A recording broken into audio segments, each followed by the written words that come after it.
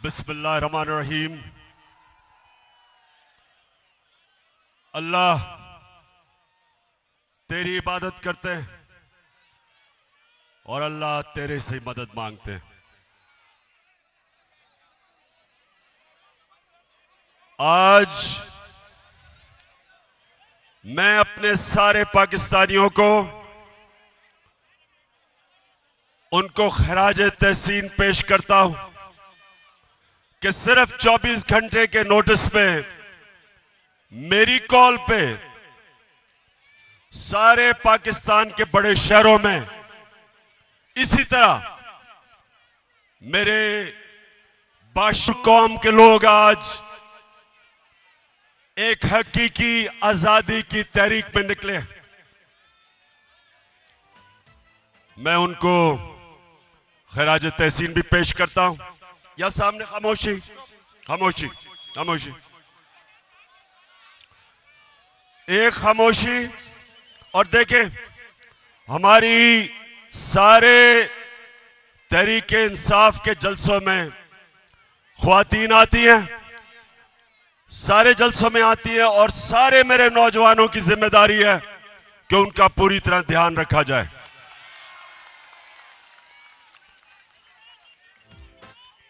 अब खामोशी से आपने आज मेरी बात सुननी है।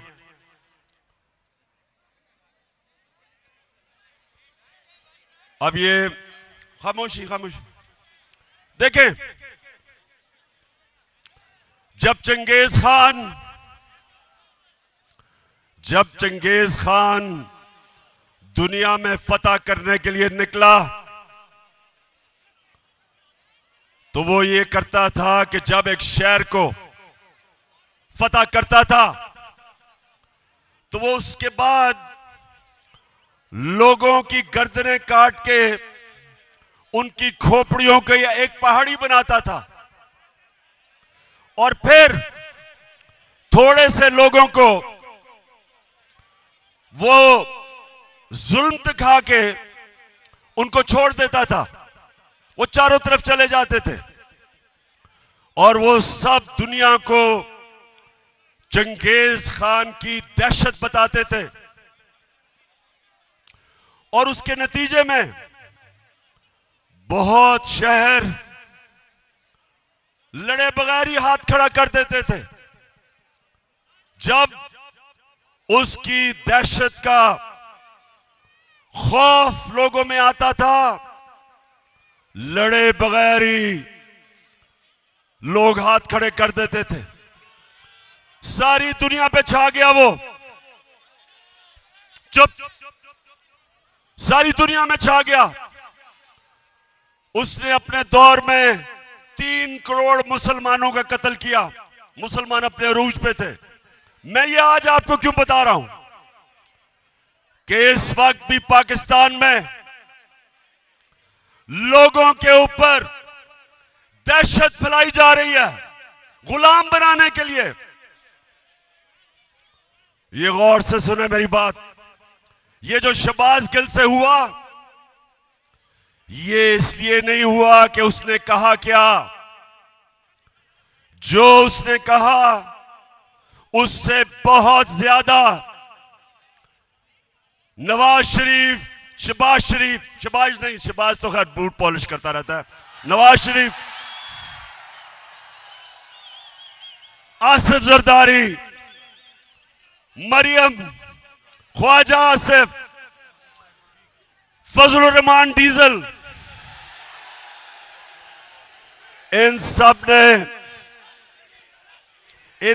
ने उससे बहुत ज्यादा ऐसी बातें की कि वाकई इस फौज के इदारे को नुकसान पहुंचाने की कोशिश की।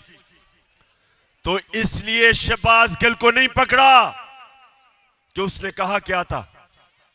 उसको इसलिए पकड़ा, उसके ऊपर तशद्दुद किया। कोई भी पाकिस्तान के आईन और कानून के मुताबिक नहीं चले। उन्होंने ये बताने की कोशिश की कि हम पाकिस्तान के कानून से ऊपर हैं, हम जो चाहे कर सकते हैं।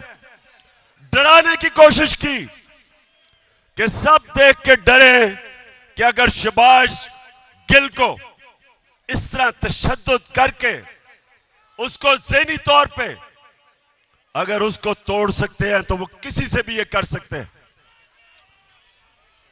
तो मेरे पाकिस्तानियों, ये आपके लिए एक फैसला कुल वक्त है। मैंने आज आपको दो वजह से यहां बुलाया। एक कि जो शहबाज गिल से इन्होंने किया और कर रहे हैं, और दूसरा अवाम की आजाद आवाजों को बंद करने के लिए जो इन्होंने सबसे मकबूल चैनल ARY उसको बंद किया। इसलिए नहीं बंद किया, इसलिए बंद नहीं किया कि ARY ने कोई गलती की। उसको भी इसलिए बंद किया कि वो सच दिखा रहा था। वो हमारा मौकिफ, मेरा मौकिफ, अवाम का मौकिफ वो पब्लिक के सामने लेके आ रहा था, इसलिए उसको बंद किया। और बाकी चैनल्स को खौफ फैलाया कि अगर तुम लाइन में ना आ गए तो इसी तरह तुम्हें भी बंद करेंगे और नुकसान पहुंचाएंगे। तो मेरे पाकिस्तानियों, मैं आज इसलिए आपको सिर्फ 24 घंटे नोटिस में आप सबको बुलाया। ये बड़ा अहम वक्त है पाकिस्तान में, फैसला कुन वक्त है, डिफाइनिंग मोमेंट है। ये ऐसा वक्त है कि अगर हम इस खौफ के बुत के सामने झुक गए, हमारे सामने गुलामी है। हमेशा दुनिया की तारीख में फिरौन और डिक्टेटर्स और बादशाह वो लोगों को गुलाम बनाते थे खौफ के ऊपर। वो लोगों को गुलाम बनाते थे मीडिया का, लोगों की आवाजें बंद करके वो लोगों को पर काबू पा जाते थे, लोगों की तनकीद खत्म करके। इस तरह अवाम गुलाम बन जाती है। तो आज हम सब ने सबसे पहली चीज कि हम सब ने इस जुल्म का मुकाबला करना है। और पहली दफा अपनी 26 साल की सियासत में मैं पहली दफा एक जिंदा कौम देख रहा हूं पाकिस्तानियों को। पहली दफा एक सोई हुई कौम जाग रही है। इलामा इकबाल सोए हुए मुसलमानों को, गुलाम मुसलमानों को मुसलसल कई सालों से अपनी शायरी से जगाने की कोशिश की, मुसलमानों की गैरत को जगाने की कोशिश की। उन्होंने मुसलमानों की खुददारी को जगाने की कोशिश की। आज भी वही दौर है। हम अंग्रेज से तो आजाद हो गए, लेकिन जो आज इन चोरों को ऊपर बिठाया एक बैरूनी साजिश के तहत, और उसके बाद इनको हमारे ऊपर मुसल्लत कर रहे हैं खौफ फैला के। 25 मई कभी ये कौम भूलेगी नहीं। पुरअमन एहतजाज था। यहां डी चौक की तरफ लोग, फैमिलीज, बच्चे एक पुरअमन एहतजाज कर रहे थे, और उस पुरअमन एहतजाज को जिस दहशतगर्दी से दहशत फैलाई गई, सामने नजर आ रहा है रेंजर्स को और पुलिस को। औरतें, बच्चे, फैमिलीज हैं, उनके ऊपर जिस बेदर्दी से इन्होंने शेलिंग की, सिर्फ एक मकसद था कि इन चोरों को हम किसी तरह, इन चोरों को जो हमारे ऊपर मुसल्लत किया, हम किसी तरह तस्लीम कर लें। सब सुन लो, ये चोरों को, जो चोरों का टोला है, जो थ्री स्टूजेस हैं, जो बाहर भगोड़ा बैठा है, आज सब सुन लो, ये कौम जाग गई है, बेदार हो गई है, शऊर आ गया। आप जो मर्जी कर लें, जितना मर्जी खौफ फैलाने की कोशिश करें, मीडिया को डराएं, सोशल मीडिया के एक्टिविस्ट को उठा लें, उनको धमकियां दें, उनके ऊपर एक्शन लेने से उनको डराएं। ये मैं आज चैलेंज करता हूं आपको, जो मर्जी आप कर लें, जो मर्जी आप ये अवाम के समुंदर को जो आजादी चाहता है, आप नहीं रोक सकते।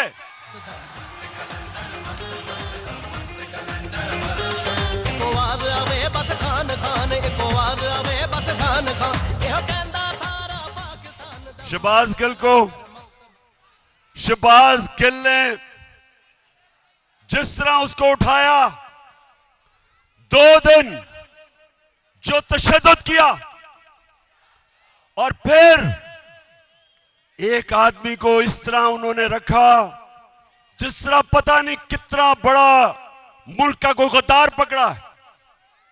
शर्म करो। आईजी इस्लामाबाद, आईजी तुम और डीआईजी, तुम्हें तो हमने नहीं छोड़ना, तुम्हारे ऊपर केस करना है हमने।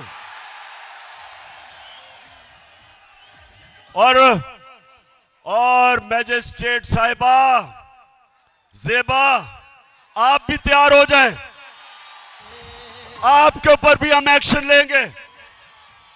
आप सबको शर्म आनी चाहिए कि एक आदमी को, जिसको उस चीज के ऊपर जो तशद्दुद किया, अगर क्या कमजोरी को एक कमजोर आदमी मिला, उसी को आपने करना था। फजल रहमान से जान जाती है।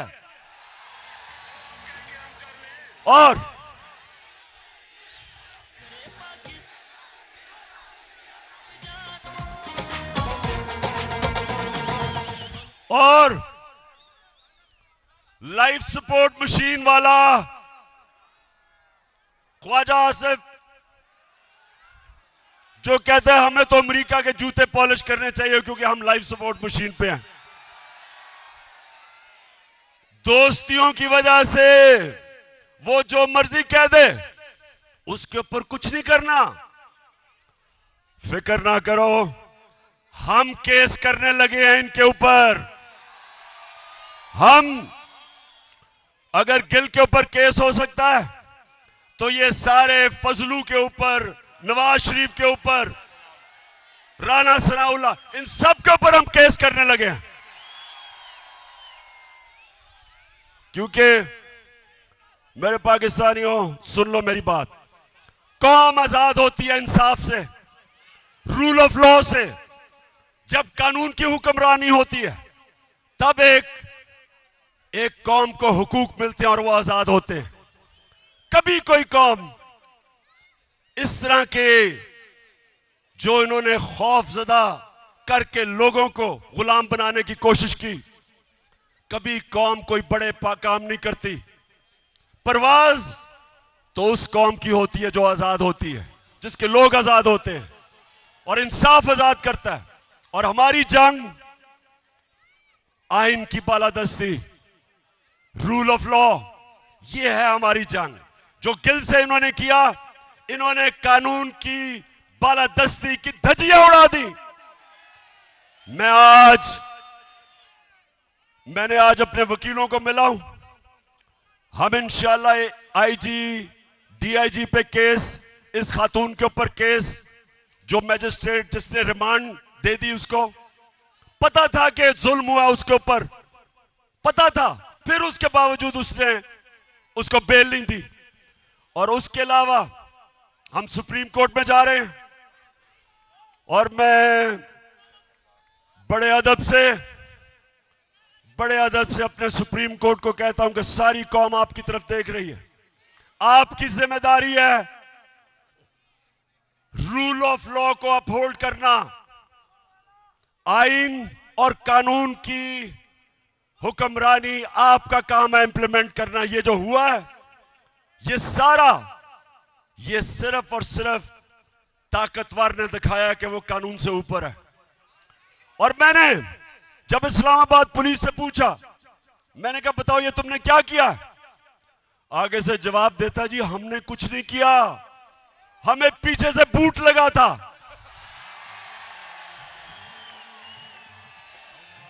इसके अलावा हमने जब सीसीपीओ लाहौर और डीआईजी पंजाब, इनके ऊपर 25 मई को जो इन्होंने जुल्म किया था, फैमिलीज के घरों में 3-3 बजे चले गए, औरतें बच्चे, उनको खौफजदा किया, तो जब हमने इनके ऊपर एक्शन लेना था, केसेस करने थे, तो हमारे वहां लोग डर गए, कहते जी वो उधर से टेलीफोन आ गया कि इनको ना हाथ लगाओ। तो मैं आज अपने न्यूट्रल से सवाल पूछना चाहता हूं।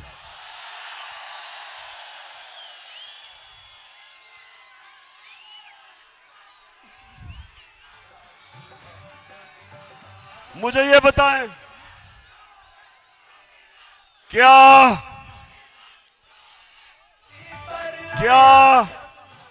वाकई आप न्यूट्रल हैं?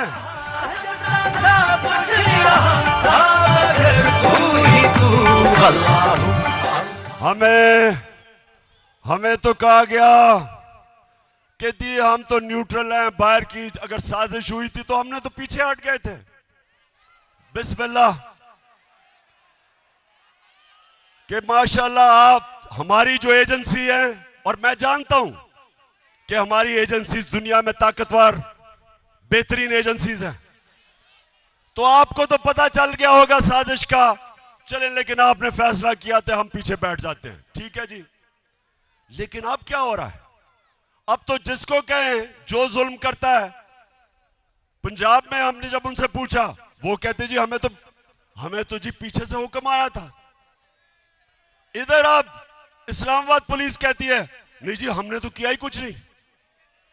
तो मैं सवाल आज पूछ रहा हूं, मैं अपने न्यूट्रल्स को कहना चाहता हूं कि देखें, ये मुल्क का मसला है, ये पाकिस्तान का मसला है।